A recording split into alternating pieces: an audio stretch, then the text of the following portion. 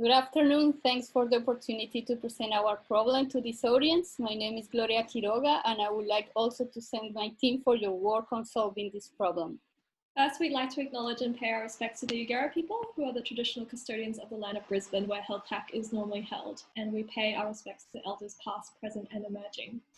We'd also really like to thank our sponsors for making HealthHack 2020 possible. This is our problem. In developing countries, contact tracing apps have been implemented, but they've failed to be widely adopted. The main reasons are that people distrust the government and authorities and fear that this data will be compromised and used as a permanent monitoring tool over citizens. So why do we want to solve this? Because contact tracing is a must to control the spread of this virus. Technology can really help us with this problem. It would help to identify and isolate people quicker for their safety and the safety of others. The cost of manual contact tracing and testing for governments would be reduced.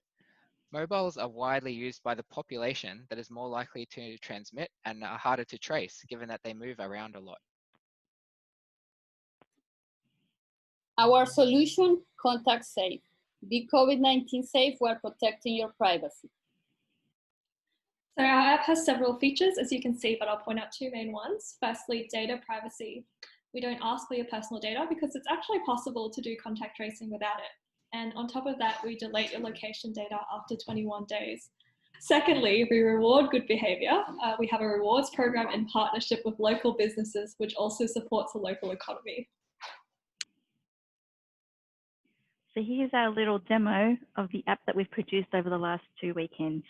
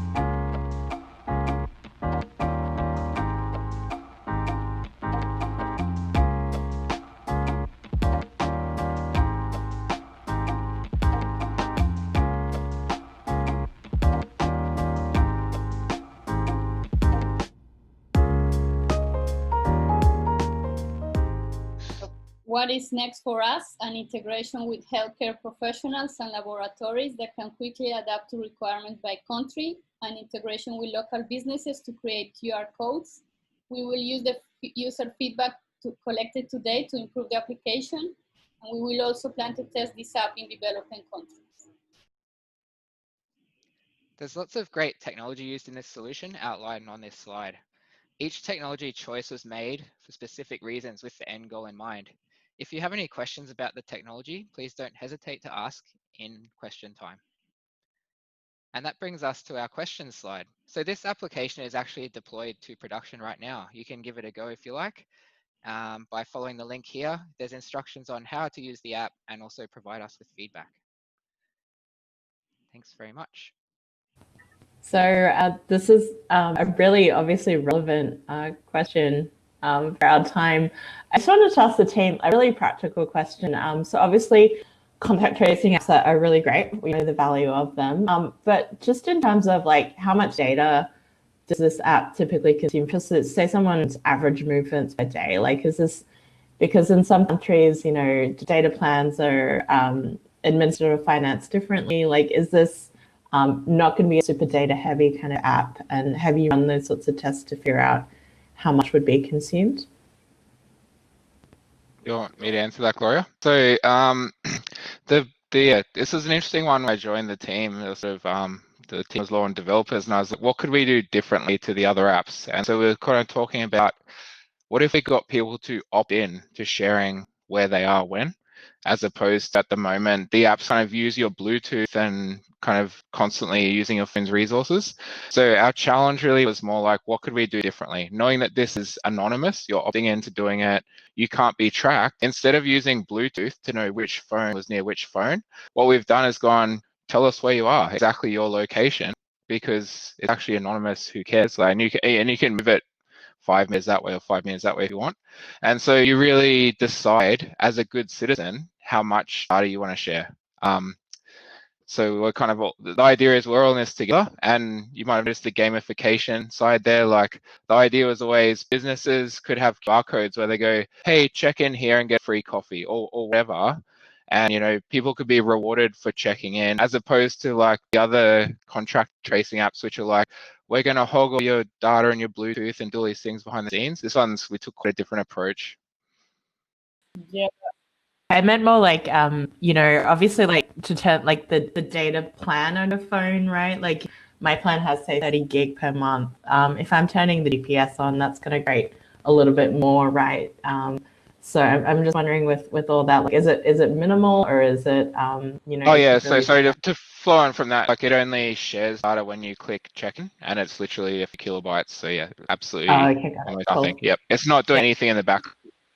Right, awesome, thank you. Cool. Nice work, guys. Good to see you, Andrew. I like where this is going. The one thing that I've seen, this is probably more as a general view around the contact tracing, is around coverage. So if you've got a segment of your population that's that, then how do we integrate this with everything else? How do you, is that part, what does that look like? Understand exactly there.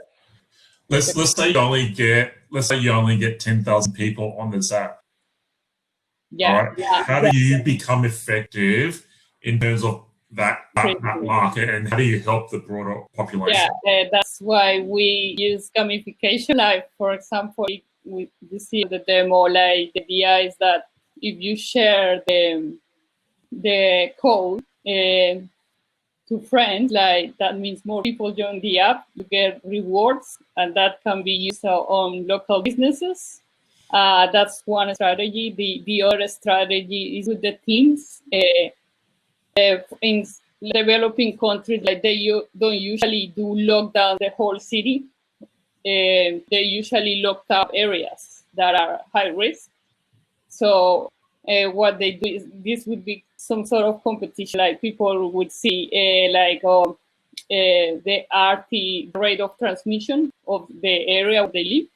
And the idea is that the more people are there, the more people participate and do the measures, like the public health measures, like the rate of transmission is gonna decrease. So yeah, that's the strategies to encourage that more people join and participate with the app. Yeah, and also with businesses as well. Like businesses would see as a positive how people that are COVID free. Like we rank like people like in green, that is people who don't have the disease.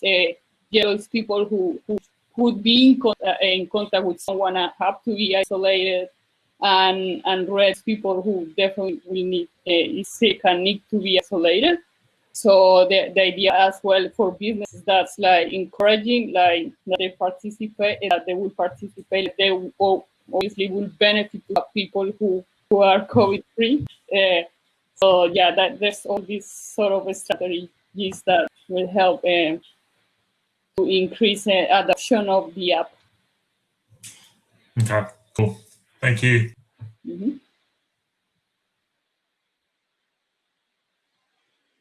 Is Nina around, or is she having?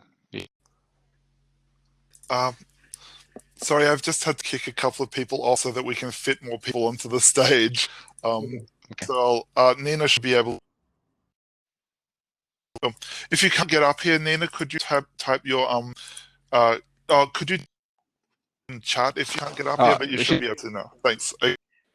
Thank you. Thanks for the team members shuffling along. I think there's something to this project, and I can see where you're coming from, and I really like the final objective that you're trying to get to. But I have some pretty big concerns around the user honesty, maybe vindictive responses, rural coverage, and integration for next steps. But they're all things in the future. This is just an initial.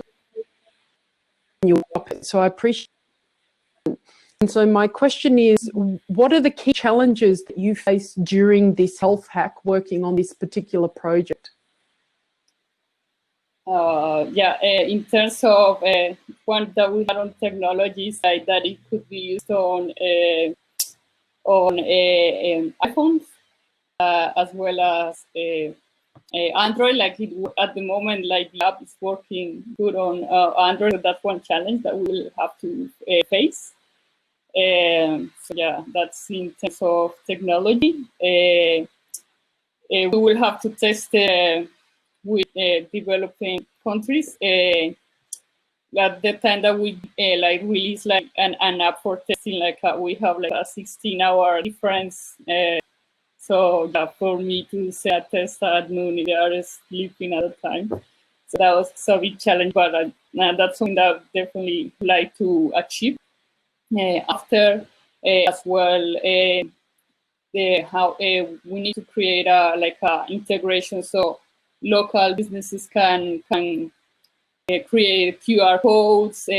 As well, we will need to create a platform that GPs and laboratories can use. One of the challenges that I see in the long term is that varies by country. So, for example, in Colombia, they don't have a universal public system. So that would be a challenge. So how to make it where we will need to adapt. Like it's not like a one solution for all. So that's something that we will need to think about in the long term. In terms of what you say of rural areas, that's really like something that I'm not really like worried, because usually in Latin America, the outbreaks are usually in big in the big cities, like mega cities. That's where the outbreaks are. Like in Colombia, for example, the capital is the one who has the most amount of cases. They have at the moment more than 100,000 cases. So that's a tool that would benefit, like, yeah, the public that we're looking for.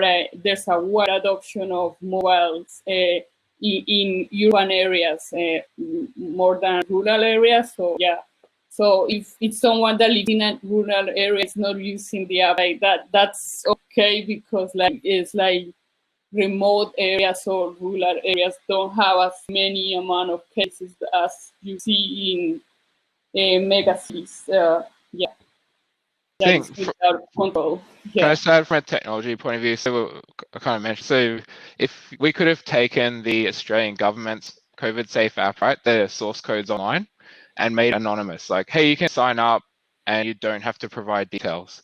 But from a technology point of view, I was like, well, why does that not work? So firstly, we know that there's an issue with Apple in that the Bluetooth doesn't work while your phone's locked.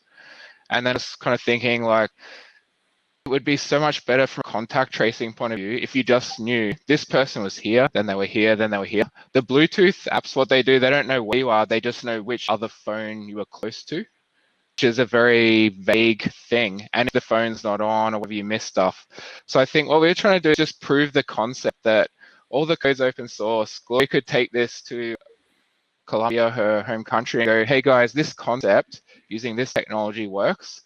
We could deploy this ourselves, like the source code's there's a deployment guide, and we could use it and learn from it. So I think from a technology point of view, what we're trying to prove is instead of using Bluetooth phone near phone, could we actually build a solution where you don't have to install an app? Because installing an app through an app store is a privacy concern.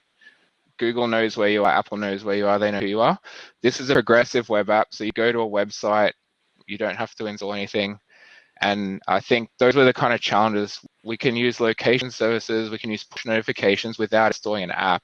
So I think from a technology point of view, we've proved that that stuff can actually work. And the challenge then is really, yeah, like taking it to a local government or whatever and going, hey, the technology works, here's how you could use it. But yeah, the challenge is definitely like adoption. That's why we looked at gamification stuff. But yeah, it was really fun to work on that though.